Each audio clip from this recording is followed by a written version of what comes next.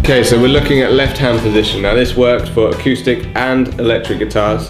There are two types. Okay, the first type is the one that I call the baseball bat. Now this is very familiar with most acoustic guitarists. Jimi Hendrix from electric guitar used to play with this sort of style quite a lot. And it's basically, if you grab the neck as naturally as possible, just let it sit in the palm and just wrap your fingers around it. You don't want to be too far over like this. You don't want to be like, you know, with your hand like this. Just let it all fall down nice and relaxed. All four fingers should sit on the fretboard quite nicely, and the thumb should be over the fretboard.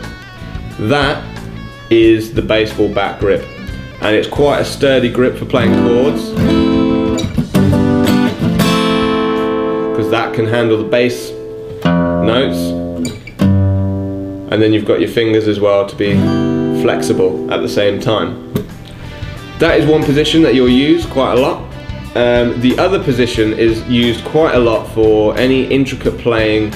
Lots of lead guitar will have to use this to get the stretches, because when you've got a hand position like this, it's very hard to reach more than 4 frets. Your reach is 4 frets. If you ever want to jump around the fretboard, if you're looking at being the next Slash or something, you're going to have to shift to the next position. So position number 2 looks like this. Now the best way to show you is if I tilt the guitar. The thumb should be pushed very gently on the guitar and angled slightly towards the headstock. So you've got, if you can see that, you've got the thumb like that. Now, on the other side, the fingers very gently. Now this should not feel, you should not have pressure. A lot of people really try and put pressure down. Just very gently with the thumb pointing that way, wrap the fingers around the guitar, nice and relaxed.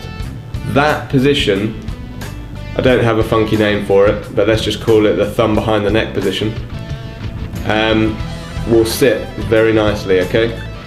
Now this allows you to get more stretch and more flexibility in the fingers here. It will allow you to play lead sort of lines without, you wouldn't be able to play that like this. It would be, it's very difficult to play the same sort of thing. So the thumb has to come behind the neck, nice and gently. Just get used to doing that. Try and get in the thumb position here, the baseball bat, or the thumb behind the neck position, the very original named one, like that. Just try getting used to putting it in one position, shifting it to the other position. The fingers shouldn't have to move. It's all done with the wrist and the elbow here. Everything should be relaxed. If you're feeling tension, you're doing something wrong, okay? Get used to those two positions. Baseball bat, thumb behind the neck. Okay, so that's the next part of the Guitar 101, is holding the plectrum.